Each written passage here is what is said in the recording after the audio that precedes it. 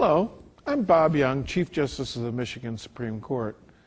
I thank Norfolk County Sheriff Michael Bellotti for inviting me to join you today to talk about the important role that video conferencing can play in both saving money and reducing risk.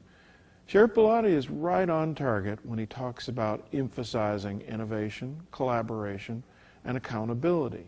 In fact, here in Michigan, video conferencing helps achieve all of those objectives.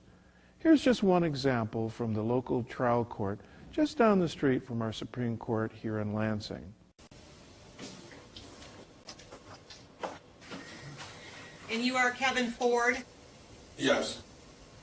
All right, sir, you're here today on a felony complaint, and this complaint alleges that on December 23rd of 2015, in the area of Martin Luther King and Southland, here in the city of Lansing, Ingham County, in count one, it's alleged that you did knowingly or intentionally possess less than 25 grams of a mixture containing the controlled substance cocaine. That's a felony. It's punishable by up to 4 years in prison and or a $25,000 fine, as well as sanctions on your driver's license. The video conferencing equipment set up in that courtroom is one of more than 600 already in place in courtrooms all across Michigan.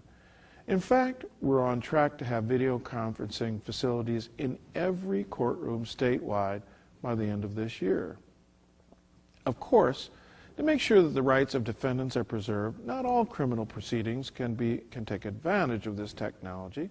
However, video conferencing equipment can be used to connect with a prison, jail, or other detention facility to conduct criminal arraignments, probable cause hearings, criminal pretrial conferences, and other hearings for misdemeanor violations, show cause hearings, and the like, all that are authorized by the Michigan Supreme Court.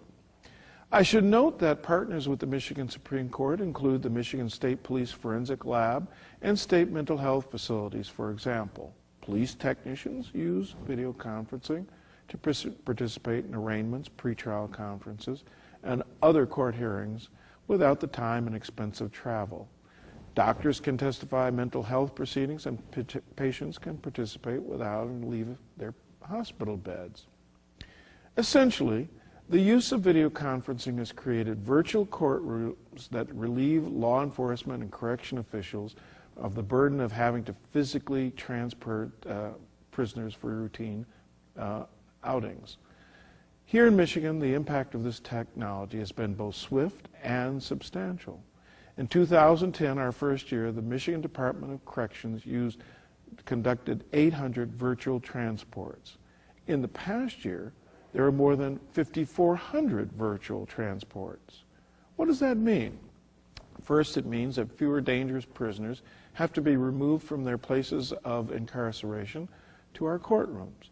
Second, our State Department of Corrections saved more than $4.3 million last year and more than $12.3 million since 2010. Collectively, our county jails have saved 4 to 5 times that amount simply by avoiding having to physically transport prisoners. That's a win-win. We're saving money and reducing risk. The percentage of transports handled by video has grown from about 8% back in 2010 to more than 40% today. So we're looking for even more savings to be gained at the state and local levels. The number of applications for video conferencing continues to grow, and I'm excited to see how video conferencing can be put to use in even more ways and in more places. I'm certain that our experience here in Michigan is replicable in other states, such as Massachusetts.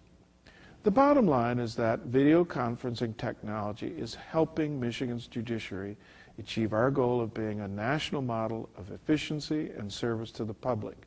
We hope you can learn from our example, and thank you for inviting us to your conference.